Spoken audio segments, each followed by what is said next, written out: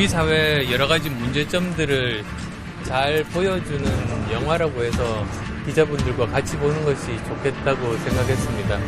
이 영화를 통해서 문제 인식을 공유를 하고 이 문제를 어떻게 풀 것인지, 그리고 새로운 정치가 나가는 방향은 어떤 것이 맞을지, 거기에 대한 고민들 함께 나눠보시면 좋겠습니다.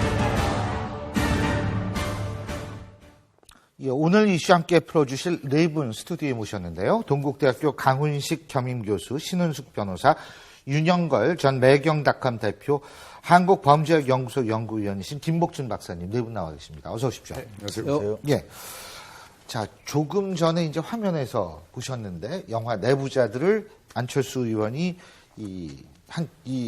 100석 규모인가요? 하여간 200석 정도. 200석. 예, 고맙습니다. 어쨌든 전세를 내서 네. 예, 기자들과 함께 관람을 했다. 그리고 막걸리에다가 파전인지 빈대떡인지로 함께 같이 이 저녁을 했다. 사실 안철수 의원의 과거의 모습을 비교했을 땐 정말 많이 변했어요. 그죠? 예. 이렇게 변한 모습, 나름대로 파격이라고 평가하십니까? 파격이라고 평가할 수 있죠. 그리고 예. 오늘 사실은 이제 그 모임 자체를 하기 전에 사전에 커피 담화를 하고, 그리고 나서 내부자들 영화 관람하고 뒤에 파전과 막걸리를 먹는 시간을 가졌는데요. 아마 제가 보면 그렇습니다. 탈당 직후에 예. 안철수 의원이 부산으로 먼저 가서 광주로부터 이렇게 서울로 쭉 올라오는 적극적 행보를 하다가, 그 전까지는 안철수는 약간 신비주의적 전략을 좀 썼다면 예. 아마 주변 참모들이 약간 자신감을 얻은 것, 즉 달라진 안철수 이대로 노출을 많이 해도 문제가 없겠다라고 아마 판단한 것 같습니다. 그래서 아마 기자들하고 스킨십도 강화하고 소위 말하는 노출 빈도를 많이 늘려서 예. 달라진 안철수라는 컨셉으로 지금 아마 접근하고 있는 것 같고요. 그리고 일정 정도 그게 이전에 안철수 의원의 모습에서 전혀 못 보던 걸 보니까 예. 기자들도 또 신기하고 또 신선하고 이런 아하. 측면들 때문에 그게 새로운 뉴스들을 계속 만들어내고 있는 그런 국면이 아닌가 싶습니다. 예.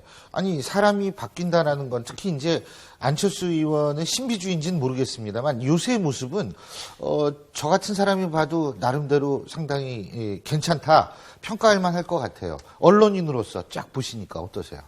물론 본질부터 바뀌면 더 좋지만 우선 급한 대로 겉모습이라도 바뀌는 게 굉장히 좀 친화적이고 그동안에 좀 굉장히 답답한 이미지였지 않습니까? 예. 그 영화도 내부자들, 그 영화는 만화를 맞습니다. 주제로 해서 한 건데 검찰하고 청와대 수석하고 또 그 국회의원하고 또 언론사 논설위원, 이 짝짝꿍돼서 나라를 아주 어지럽히는 그걸 또 조승우를 하는 검사가 또 일망타지는 이건데, 제가 보면 영화는 조금 황당하긴 해요. 신문사의 논설위원은 굉장히 구석에 있는 별로 할 일이 없는 데거든요. 신문 맨 뒤에.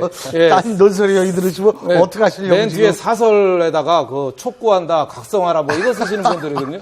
이런 분들이 굉장히 나라를 농단하는 걸로 했는데, 제가 보기엔 조금 무리는 있지만 그래도 안철수 의원이 기자들하고 저렇게 스킨십을 했다는 게 굉장히 좋게 보이고, 예. 만약에 제가 안철수라면 저는 내부자들 영화 안 보고 다른 영화 보겠습니다. 어떤 거요? 내부자들은 욕이 너무 많이 나오고 사람을 막 팔로 자르고 조폭하고 보셨네요, 검사하고, 진짜? 예. 한패가 돼서 사람을 욕이 너무 많이 나와. 저는 영화 보다가 나오려고 할 정도로 좋은 영화가 아니고, 요새 하는 거 히말라야가 좋은 영화입니다. 히말라야. 네.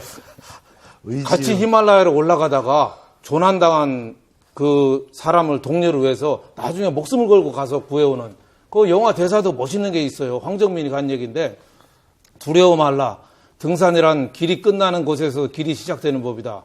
우리가 가게 되면 새로운 길이 되고 또 다른 루트가 된다. 우리가 살아서 함께 오르고 함께 내려온다. 이런 대사도 있거든요. 예. 안철수 신당을 다들 긴가민가에 지금 안 오고 있잖아요. 히말라야 영화를 보면서 같이 올라가고 같이 내려오고 이런 메시지가 더 좋은데, 내부자들 같이 사람 팔 자르고 이런 거 보는 게 아니죠. 근데 국산 영화에 요간하는 거 없어요, 이제. 안철수 의원이 많이 나아지긴 했는데 아직도 조금은 정치인 감각이 조금은 조금 더 공부해야 된다 이런 생각이 듭니다. 히말라야 보면 추워서 아마 다 안 올 수도 있어서. 근데 사실은 이제 한 200석짜리 규모를 빌려가지고 그 기자들이 한 50분 정도 참석을 하고 아마 캠프 사람들이 50여 분 정도 참석한 110명 정도 이렇게 참석을 했다는 건데요. 근데 그래도 좀 달라지지 않은 것은 결국은 팝콘은 5개 샀다는 거예요. 그러니까 과거랑 많이 변한 것 같은데 그래도 끝에는 좀 달라지지 않았다. 그래서 본인이 계산한 5개 팝콘을 주변 분과 좀 나눠 먹었다는 건데 팝콘도 한 50개, 100개 샀으면 네, 그게 좀 더 좋았을 텐데 아이들 차차 변하겠죠. 변하는 과정에 대해서는 어쨌든 관심을 많이 갖는 건 사실은 합니다. 근데요, 제가 이렇게 볼 때는 히말라야는 지금 440만 관객을 돌파하고 있습니다. 그 요새 한창 이제 인기몰이 중이고 내부자들은 이제 완전 좀 꺾인 거거든요, 이제. 거의 그러니까 뭐, 예. 극장을 이렇게 전세를 내기 위해선 사실은 내부자들이 조금 더 용이하지 않았을까 이런 생각도 들고 만화인데 만화의 원작에는 검사가 안 나올 거예요, 제가 알기로는. 없습니다. 예, 보셨나요? 네, 없습니다. 예. 만화에는 검사가 없어요. 네. 영화에는 검사가 있는데 안철수 의원이 이 검사 조승우 씨가 이제 분한 건데 검사, 예. 상당히 칭찬을 많이 했다고 그러죠. 이 검사가 진짜 줄백 없는 검사예요. 예?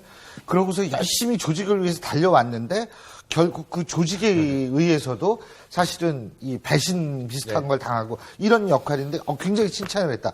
이거는 본인이 줄 메시지가 어떤 것인지를 보여주는 거 아니겠어요?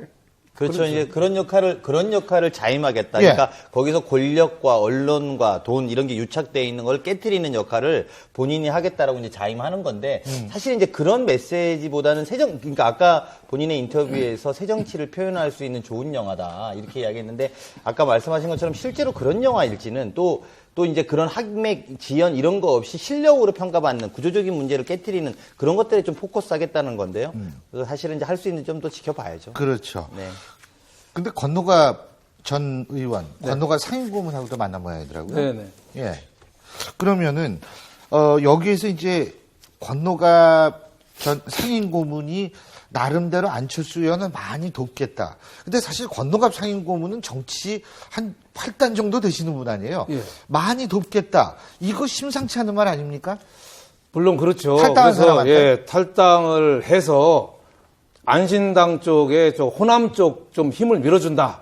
그리고 또 안철수 의원은 또 중도 쪽, 보수 쪽을 껴안는 모습을 같이 해서 옛날에 DJ의 통일 외교 정책을 좀 계승하겠다 했는데 가장 큰 문제는 권노갑 의원이 외람된 말씀이지만 연세가 너무 많이 드셨다는 거죠. 지금 올해 86세시거든요. 예. 동교동계에는 사실 다들 연세들이 좀 많으셔가지고 어떻게 보면 좀 흘러간 화살 비슷하게 돼서 물론 힘은 되고 호남 정서에 큰 도움은 되겠지만 상징성이 있지만 실질적으로 오셔서 뭘 하기는 좀 어려운 그런 게 있다 이런 말씀을 드리고 어떻게 보면 더불어민주당은 호남에서 자기 고향에서 완전히 축출이 되고 안신당이 호남에서 자리를 잡는 그런 계기가 되지 않나 싶습니다.